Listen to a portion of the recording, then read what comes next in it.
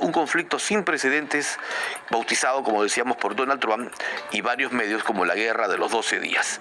Tenemos como invitada para que nos dé su opinión, nos explique, hemos leído sus últimas columnas, la politóloga e internacionalista Berit Knucksen. Así que la saludamos.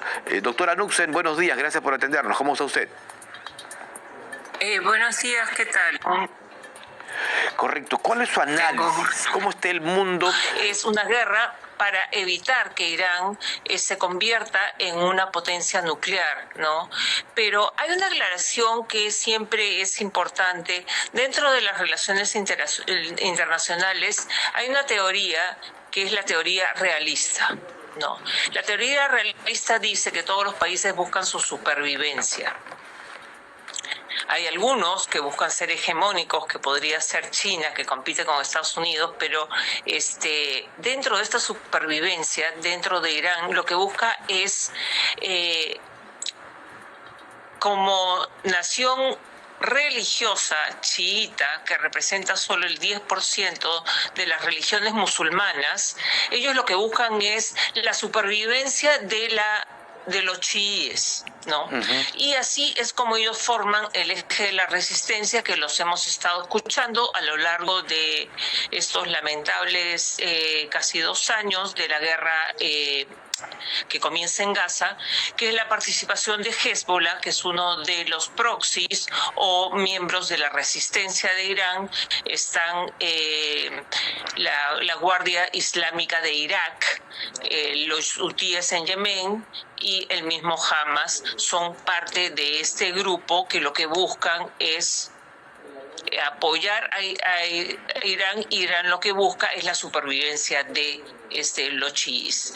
Por el otro lado, Israel también busca supervivencia porque el ayatolá, que es el jefe supremo religioso, porque es una teocracia, amenaza con eliminar de la faz de la tierra al pequeño y al gran Satán, que viene a ser los Estados Unidos y Irán y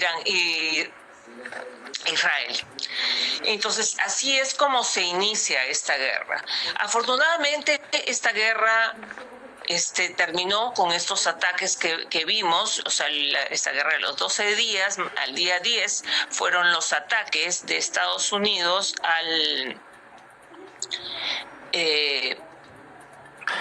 las zonas nucleares. Bases, a las 3 bases nucleares, que son la base de Natanz, y Fajan, y la de Fordow, que son las más importantes, sobre todo la de Fordow, que es una base que está a 100 metros bajo tierra, y con estos antibúnkers, que son los GBU 57, pero realmente son unos antibúnkers, que son armas que a mí me preocupan de alguna manera porque no todo el mundo los tiene.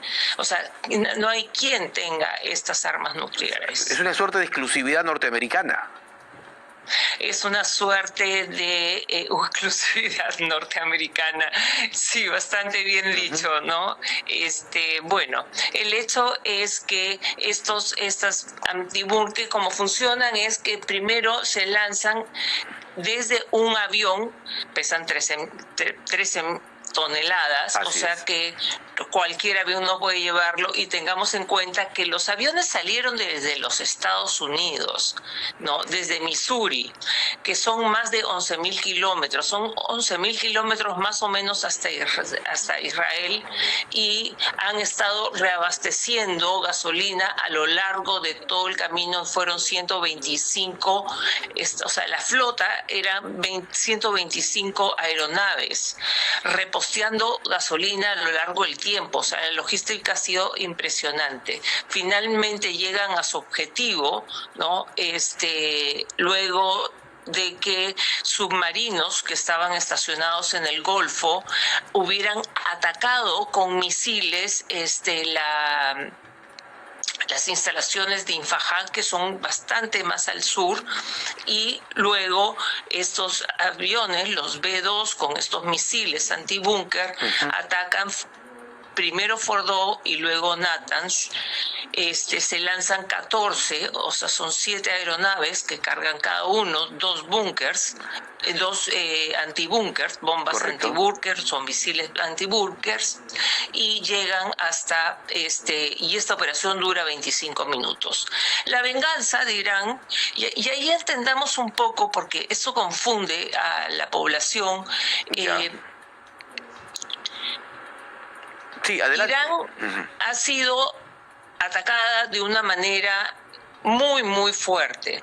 Durante los días de ataques antes de este ataque, que es el Midnight Hammer, el martillo de medianoche, ¿no?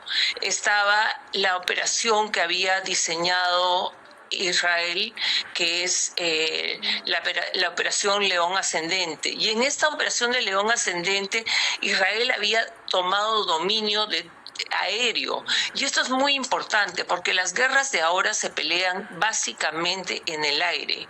No se pelean, vemos la guerra de Ucrania con Rusia, y es una guerra de desgaste, es una guerra interminable, porque es una guerra terrestre, porque ninguna de las dos partes ha logrado el control aéreo. En cambio, esta guerra de los 12 días, básicamente Israel tomó el control aéreo. Al tener Irán ha lanzado más de 550 misiles, de los cuales el 90% por lo menos han sido rechazados por los 3 sistemas, el Iron Dome, la onda de David y el sistema Arrow o el sistema Flecha. Pudieron contenerlo, pero Israel se paseaba libremente por cielo de Irán. Entonces, estas guerras se pelean, estas guerras rápidas, modernas, si lo pensamos, tanto los ataques de Irán como los ataques de Israel han sido aéreos, pero quien tuvo el control aéreo ha sido Israel, más el ataque a las bases por parte de Estados Unidos. Claro. Eso es lo que define la guerra. Entonces, Irán tenía el derecho a defenderse, y Irán tenía que atacar para ser el último, porque si no lo hace, de alguna manera es una humillación para los países. El ayatollah no puede aceptar que ha perdido y tiene que decir, ¿no?, que tenía una represalia, porque tengamos en cuenta que en estas guerras los jefes de los gobiernos tienen que rendir cuentas a su población. Doctora Knudsen, una consulta. Algo que, digamos, en redes, en publicaciones, se cuestiona es si realmente el bombardeo de la noche del sábado pasado al domingo, estos 25 minutos de full ataque norteamericano con esta bomba antibúnker, como se le ha denominado, ¿fue contundente o no para las bases nucleares de Irak? Porque desde Washington se ha dicho que sí, pero hay otras versiones que señalan que se ha dañado solo parte de esta infraestructura y que, por el contrario, el tema del urano va a continuar, que Irán va a seguir justamente en esta escalada y que en cualquier momento también podría reanudarse estos bombardeos. Sí. Realmente hubo versiones.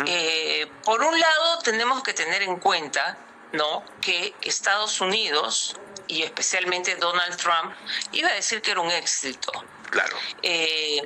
Por parte de algunos grupos de inteligencia de Estados Unidos, dijeron, inicialmente comenzó a aparecer información en la prensa norteamericana, pero básicamente la prensa que está en contra de Donald Trump, ¿no?, diciendo que había sido un fracaso. Pero tenemos la única persona que puede saber a ciencia cierta qué es lo que ha pasado es Irán. Claro. Y las declaraciones de Irán es que han recibido severos daños. Esto ya no lo dice Estados Unidos, no lo dice Israel, lo ha dicho Irán. Podemos pensar que Irán está pidiendo además una indemnización por daños causados, ¿no? O sea que esto nos podría dar mucho más certeza de que sí han tenido daños. Ahora, estaba leyendo... La magnitud nunca la sabremos, sí. O sea, no la podemos saber si Irán no lo informa. Correcto. Doctora Knudsen, usted ha escrito un artículo sobre el nuevo tablero geopolítico y esta reconfiguración dejando menos espacio a Irán. Si nos da unos detalles, por favor, de esta reconfiguración geopolítica, que es muy interesante.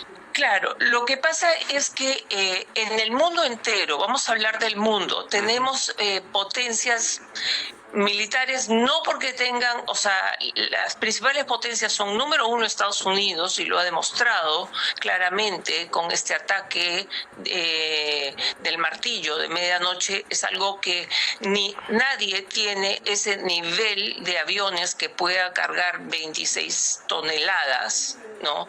Y viajar sin parar 11 horas consecutivas, y en realidad ha sido un poco más, o sea, ha sido impresionante, 11.000 kilómetros. Una precisión, cuando usted nos decía que hubo un reposteo de gasolina, es decir, el reposteo fue en el aire. Aviones cisternas, sí, habían 8 aviones cisternas reabasteciendo a los 125 aviones. Claro, es decir, como que, para que la gente lo entienda, era como si hubieran grifos en el cielo, grifos en el aire. Sí, qué buena analogía, sí, muy buena tu analogía. Exactamente, grifos en el cielo. Ajá. De eso se trata, ¿no? Entonces, estamos viendo que Estados Unidos es la potencia militar. China, a pesar de que en el tiempo ha ganado mucho en tecnología, podría estar en segundo lugar, más por el número, ¿no? En aeronaves gana Estados Unidos, en el aire el rey absoluto es los Estados Unidos. En el mar ya la competencia con China es muy, muy fuerte. En número de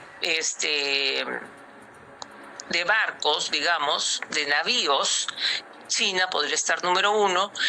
Luego sigue Rusia. Rusia básicamente se le da mucha fortaleza porque es quien más armas nucleares tiene.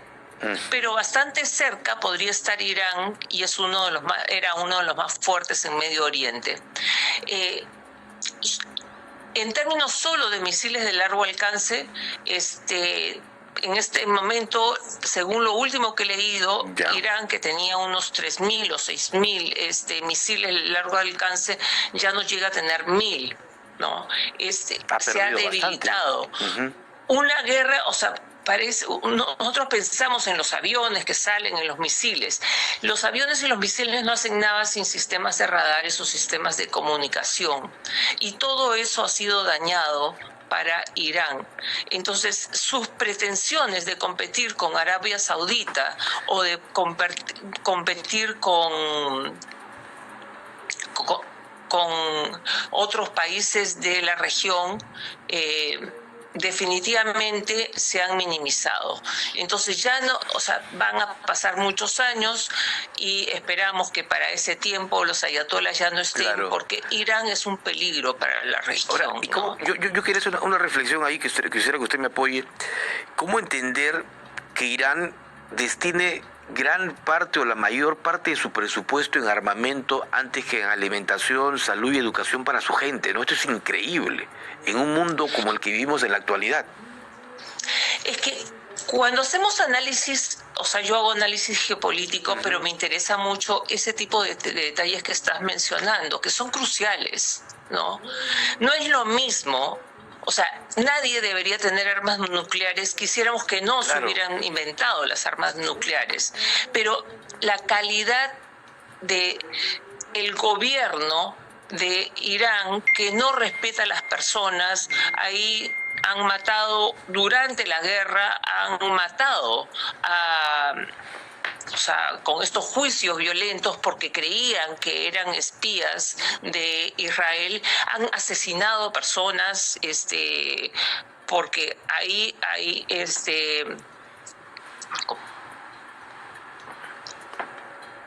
las reglas permiten, ¿no? O sea, como en vez de condenas, matar a las personas, ¿no? Hay la pena de muerte. Claro.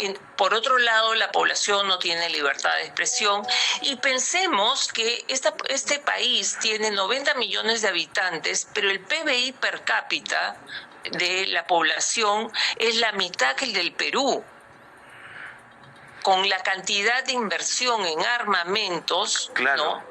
Tienen un PBI per cápita de $4.000, mientras el Perú no llega, pero es casi $8.000. Y tenemos un tercio de la población.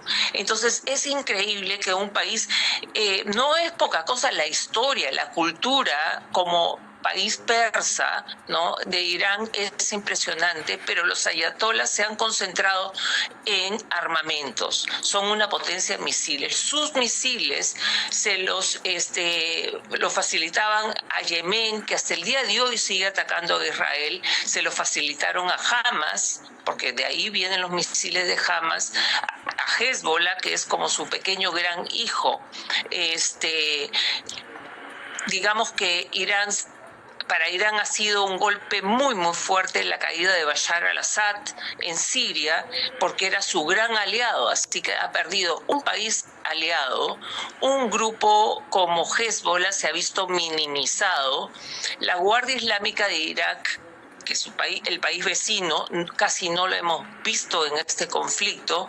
Yemen sigue lanzando algunos misiles, realmente me impresiona, es un peligro Yemen por el Mar Rojo y el Canal de Suez, ¿no?, donde pasa 25% de la mercadería del mundo, pero en general está debilitado.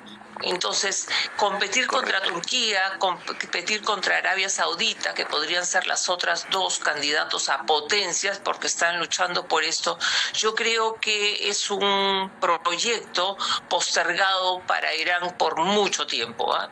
Sí, pues. Es una situación. Tengamos en cuenta, además, Rusia no va a colaborar. Irán le ha estado proporcionando misiles y tecnología de drones a Rusia. Rusia no va a colaborar ya lo dijo. Tienen un acuerdo, pero no es un acuerdo militar, así que ya dijo que no va a colaborar. Otro China, y China también ha dicho que no va a colaborar y para Irán, China es muy importante porque el 90% de su petróleo se lo vende a China, ¿no? Entonces, pero China ya dijo que no va a colaborar, así que se queda sin sus grandes aliados. Correcto, ¿no? Y sin sus y a nivel de América Latina, ¿no? Venezuela, Cuba y Bolivia podrían verse afectados como costo político de esta guerra, porque probablemente dejen de percibir algún tipo de suministro por parte de Irán, o sea, básicamente Esperemos petróleo. Que así sea. En ese sentido, ahí sí luchemos porque así sea. Acaba de haber una reunión de la OEA, de la Organización de Estados Americanos, el día 25 y 26, y antes de comenzar la reunión, personas de seguridad del Estado de los Estados Unidos le hicieron la pregunta a todos los países, ¿no? Preguntando del lado de quién están, porque lo importante de esa reunión ha sido que estamos hablando de Nicaragua, estamos hablando de Venezuela, estamos hablando de Chile, estamos hablando de México, Cuba, estos son los países, Bolivia, estos son los países que han apoyado o que han criticado en todo caso a los Estados Unidos por su ataque a las bases nucleares de Irán. ¿Cuál es el apoyo que recibe? Y lo que ha pedido, por supuesto, Brasil siempre es ni sí ni no, ¿no? O sea, ellos nunca ni apoyan pero es una posición tibia como siempre la del presidente Lula. En todo caso, esta pregunta venía porque es importante para los Estados Unidos saber qué es lo que va a pasar en nuestra región, porque van creciendo tanto, es básicamente la injerencia de Cuba, China e Irán, que es preocupante. Correcto. Pero Irán sobre todo porque actúa como lo que Estados Unidos llama Estado patrocinador del terrorismo. Entonces eso es lo peligroso con Irán, definitivamente. Correcto. Pero interesantísimo todo este tema, esta reconfiguración de fuerzas. Muchísimas gracias a la doctora Berit Knudsen, politóloga e internacionalista, por este contacto, y sin duda seguramente vamos a volver a conversar para ir explorando también otros temas y ver las crisis que existen en el mundo. Muchísimas gracias, muy amable por este contacto. Esperemos que acaben las crisis en el mundo. Muchas gracias por difícil, pero que ojalá que escuchen Muy al difícil. Papa. Que escuchen al Papa es importante, sin duda. Escuchemos al Papa. Este Papa nos gusta mucho, sobre todo por el amor que le tiene el Perú. Así es. Doctora Knudsen, buenos días. Muchísimas gracias. Muy gentil. Gracias. Sí, solo para cerrar, porque ya se nos pasa el tiempo, Daniel Ortega ha hablado, ¿no? Y cuando Daniel Ortega habla, bueno, Daniel Ortega genera preocupación. ¿Qué ha dicho Daniel Ortega a propósito del tema Irán? Él ha señalado que todos los países deberían tener sus armitas atómicas. Respalda a Irán, ¿no? Y el mandatario sandinista reafirma su respaldo al régimen de los ayatolas. Todos los países deberían tener sus armitas atómicas, claro, sobre todo para proteger su régimen dictatorial de Ortega, este hombre que inicialmente llegó con el sandinismo, llevando aparentemente una lucha contra la dictadura de Somoza, pero que luego se ha vuelto más dictador que Somoza, ¿no? Y llegar a Nicaragua, porque yo estuve en la frontera hace un par de años en Nicaragua con Costa Rica, es realmente increíble, ¿no? La forma en que este señor tiene enclaustrada, maltratada y hambrienta a su gente, ¿no? Pero va pensando en bombitas. Hay que tener nuestras bombitas, dice este señor, que tiene como su vicepresidenta a su esposa, ¿no? Increíble. 9:31, pausa y retornamos.